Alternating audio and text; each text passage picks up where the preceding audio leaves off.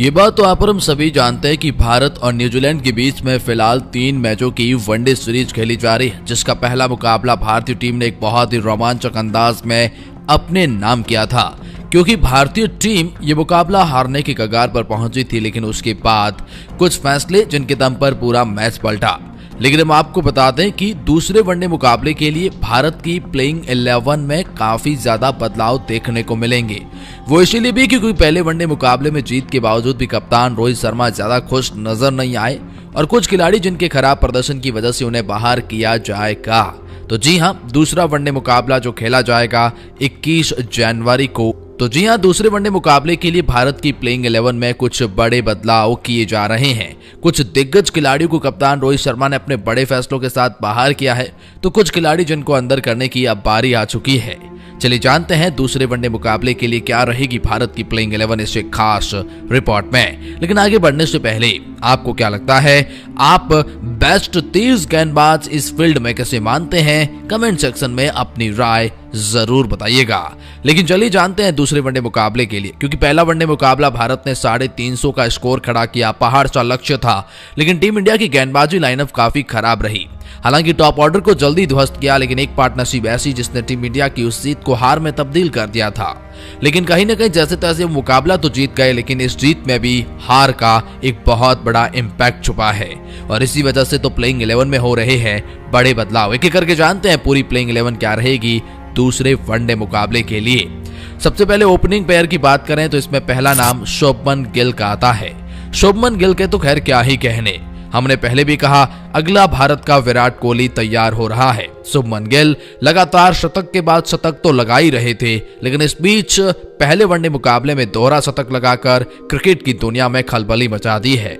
शुभमन गिल ने ईशान किशन के बाद कहीं न कहीं शतक लगाकर भारतीय टीम के लिए एक मजबूत दावेदारी पेश करी है। शुभमन गिल अब भारतीय ओपनिंग जोड़ी के परमानेंट मेंबर बन चुके हैं, इसमें कोई दो राय नहीं है, क्योंकि शुभमन गिल ने जिस अंदाज में बल्लेबाजी करी है, आक्रामक रवैया अपनाया है, जरूरत पड़ने पर धीमी पारी खेली है और भारत के वो 5वें खिलाड़ी बने हैं जिन्होंने दोहरा शतक लगाया है। सबसे कम उम्र के खिलाड़ी है ये वो जिन्होंने दोहरा शतक लगाया है। तो ये भारत के लिए बहुत बड़े शतक वीर के साथ साथ एक बहुत बड़े खिलाड़ी के रूप में आ रहे हैं। ओपनिंग पेयर में इनका खेलना तय है और इनके साथ में फिर कप्तान रोहित शर्मा, हिटमैन के नाम से मशहूर ये खिलाड़ी भी ओपन करेगा। रोहित शर्मा हालांकि टच और लाइन में इतने ज्यादा नजर नहीं आ रहे, क्योंकि शुरुआती के रन तो आ रहे हैं 18, 20, 25, 30, लेकिन फिर ये आउट होते जा रहे हैं। और कोई विकेट फेंकना हिटमैन से सीखे, क्योंकि जिस तरह से ये विकेट सामने वाले को देते हैं मानो थाली में परोस कर दिया गया है उनको। कुल मिलाकर हिटमैन जो है अपनी रणनीति में कुछ बदलाव करना चाहेंगे, अपनी लंबी पारी को देखना चाहेंगे और अपने उसी लंबी पारी के साथ आगे बढ़ना चाहेंगे। रोहित शर्मा अब भारतीय टीम की ओपनिंग जोड़ी में अगर फॉर्म और लाइन में आ जाए तो भारत की सबसे मजबूत ओपनिंग जोड़ी रोहित और शुभमन के रूप में तय हो जाएगी और दूसरे वनडे मुकाबले में भारत की ओपनिंग जोड़ी यही रहेगी। तीसरे पायदान पर नाम विराट कोहली का तय है, इसमें कोई शक नहीं है। विराट कोहली ने हालांकि शतक के साथ शतक तो लगाए हैं, लेकिन न्यूजीलैंड के खिलाफ पहले वनडे मुकाबले में इनका बल्ला खामोश रहा है। जरूरत पड़ने पर टीम इंडिया के लिए रनों का अंबार ये खिलाड़ी लगाता है, लेकिन पिछले कुछ समय से ओडीआई फॉर्मेट में अपनी फॉर्म और लय दोनों ही पकड़ चुके हैं। विराट कोहली आक्रामक रवैये के बल्लेबाज हैं और मिडिल ऑर्डर में आकर के टीम की रन गति को आगे बढ़ाना, अपनी पारी को बिल्ड करना इनकी काबिलियत है। किंग कोहली के नाम से ये खिलाड़ी मशहूर है। फिलहाल ओडीआई फॉर्मेट में इनकी रैंकिंग में भी बहुत बड़ा उछाल आया है, क्योंकि पिछले 5 में से 3 इनिंग्स में तो इन्होंने शतक लगाए हैं। इसलिए विराट कोहली गजब लाजवाब फॉर्म में दिखाई दे रहे हैं। तीसरे पायदान इन्हीं का है। चौथे पायदान पर ईशान किशन को मौका दिया गया था पहले वनडे मुकाबले में। ईशान किशन ने हालांकि ओपनिंग पेयर की बल्लेबाज हैं, इन्हें चौथा पायदान या फिनिशिंग टच में कभी देखा नहीं गया है, इसलिए सवाल सबका मन में था कि क्या ये इस पोजीशन के लिए सही भी है या नहीं।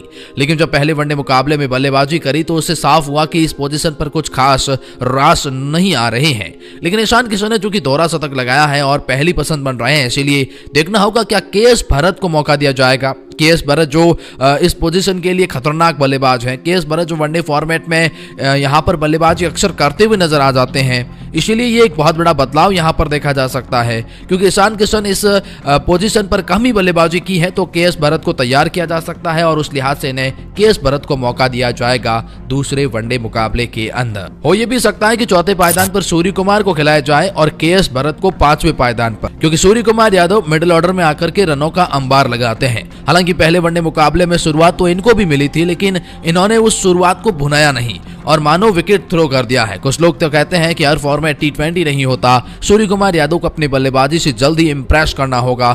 ये उस काबिल खिलाड़ी हैं कि इनको ओडीआई के आंकड़े शोभा नहीं देते हैं, इसलिए सूर्य कुमार यादव चौथे पायदान पर आ जाएंगे तो के.एस. भरत को पांचवें पायदान पर जाना पड़ सकता है। ये एक बहुत बड़ा बदलाव यहाँ पर देखा जाएगा।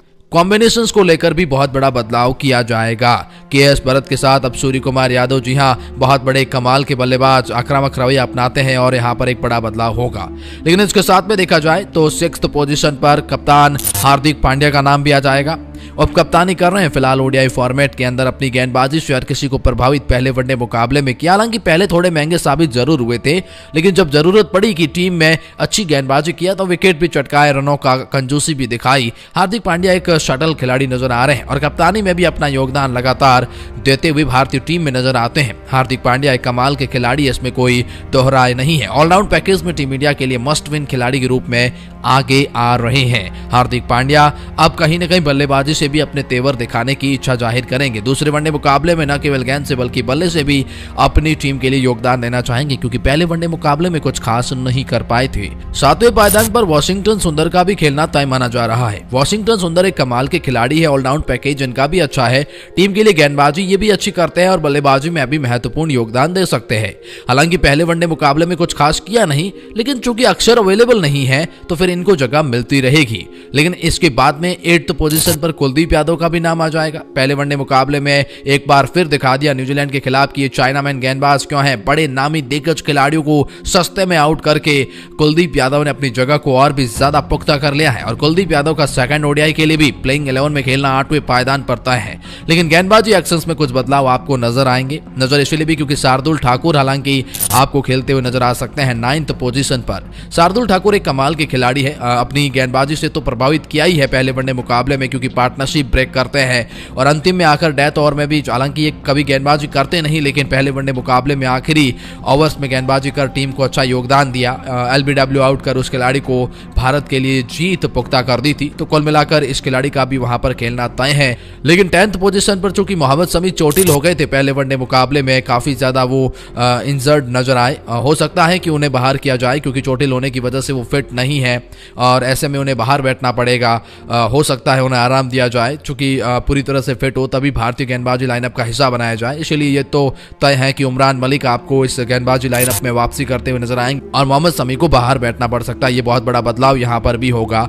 और एक और बदलाव, क्योंकि मोहम्मद सिराज भी अवेलेबल है और फिट है और पहले मुकाबले में जिस तरह की गेंदबाजी करी, 4 विकेट चटकाकर एक सनसनी मचा दी। टीम इंडिया के लिए एक तुरुप के एक के रूप में आगे आ रहे हैं, बहुत अच्छी कमाल की गेंदबाजी कर रहे हैं। इसलिए कहना होगा मोहम्मद सिराज इस गेंदबाजी लाइनअप के आक्रामक रवैये के साथ में आते हैं, इनकी भी जगह पक्की है। ये रहेगी भारत की प्लेइंग 11 हमारी नजर में। 2-3 बड़े बदलाव हमारी नजर में हो सकते हैं, लेकिन आपको क्या लगता है, क्या ये बदलाव होंगे भी या नहीं? कमेंट सेक्शन में जरूर बताएं।